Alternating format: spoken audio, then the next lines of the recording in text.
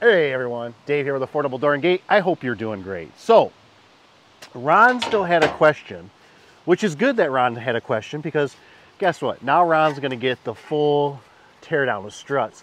And if there's any of my seasoned vets out there, please, and I mean please, comment below what I missed. Because like I said, I'm not going to cover it all, but I'm going to try my best. So what's a strut? This is a strut.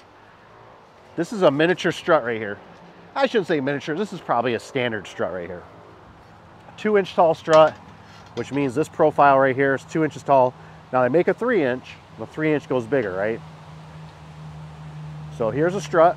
These are really nice struts, right? And I apologize, I'm a little under the weather. It's a little windy out today. But they give you a surface area here to screw in to the door.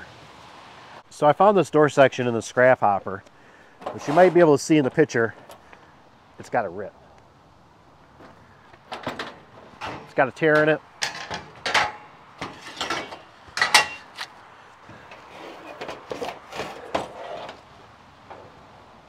You see that rip in the top? So this section's damaged, right? See all that deflection in there? So one thing you have to remember is that when a garage door is going up and down, right, obviously it'd be flipped the other way here. Let me flip it. There's fatigue happening all the time in your garage door when it's up in the air like this. In a nutshell, all you got to do is think about a garage door panel is like a piece of plywood, right? A piece of plywood or OSB doesn't have no strength when it's flat. So actually some of its strength comes from here, you know, the ribbing on here, or the kind of the built-in-ish, not really built-in, I don't know what you want to call this, but the rolled form, right? The roll form. Kind of like this. If this was a flat steel, it wouldn't have no strength. That's why they put the dimples in there, and they do certain things to help kind of beef them up a little bit.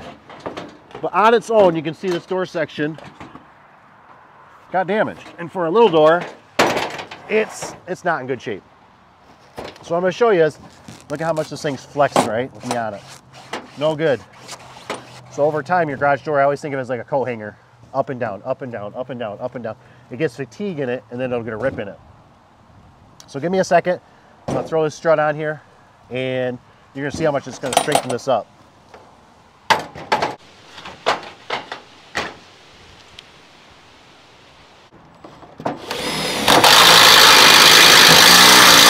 So there's many different ways to install a strut. For demonstration purposes, I'm just putting it below the hinges. So I'm gonna go on top of the hinges. All right, friends, I wanted to jump in here for a second because some people don't know. It's kind of like, you know, like transmissions. I don't know transmissions. But there is 2 screws that go on each side of that strut where I told you that flat side is. So I'm screwing it into basically the gussets that run down that silver piece. And basically you want a strut to run the whole length, right? Across the whole section. That's what gives it strength. Think of it as basically it's a 2x4 on its edge now, on that piece of plywood. So now it's giving it that rigidness, right? That strength. You're going to see how much stronger this is going to make it.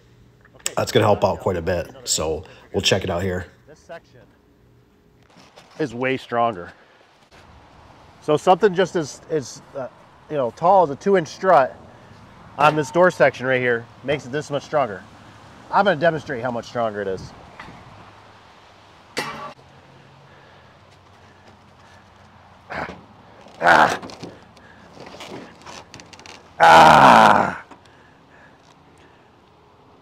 Yeah, so it's this much stronger. There's no way I could do this without the strut being on there. So you can see how much stronger. If it can hold a 210-pound man, it helps quite a bit just with a strut.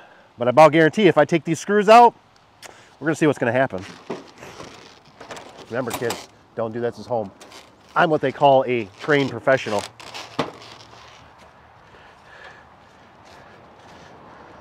We'll do this kind of the safe way.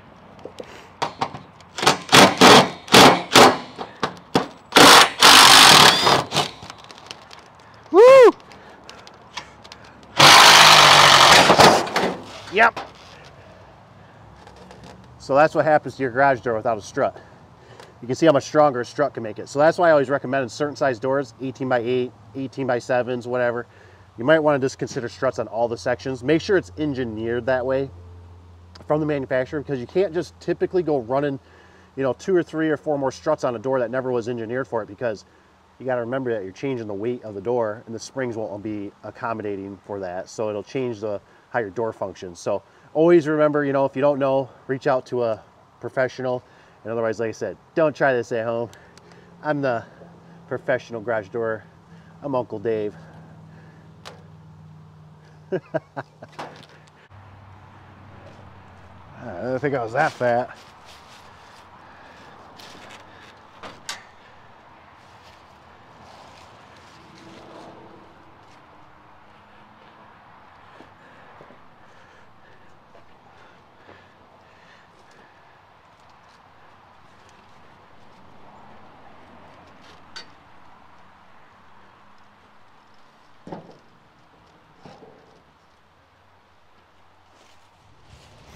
And just some bonus clip here. So like the 9000 series door, I don't know if I'd recommend it. It's a thin door, I don't know. But this is a Wayne Dalton. This was probably a 9600, or not, I think they call it 9601 or 9602. You guys can correct me in the comments. But see how this already has kind of built in. This was built from the factory. And sometimes what we do is we still put a 3-inch strut over this to cover it, to give it more reinforcement, because the metal normally is pretty cheap. But I believe, what I'd like to know from some of my subscribers is that I believe I've never seen, I can't say I've ever seen another manufacturer besides Wayne Dalton that actually has the built-in struts. So like right here, right, these are commercial, so you're going to get these for residential. Let's see how these already have the built-in struts too. These peaks, those are kind of like built-in struts, and you can still go over those struts with a 3-inch strut.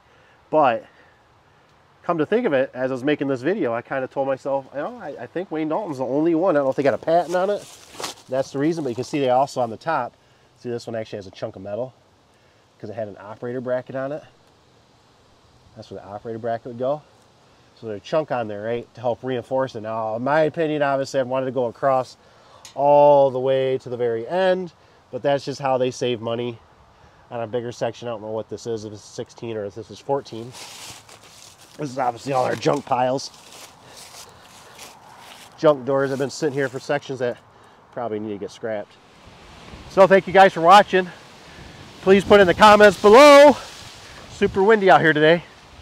And let me know. Like I said, got the 2-inch, which that's tall, 3 inches taller for the V shape of the strut. They're really important. They work really good.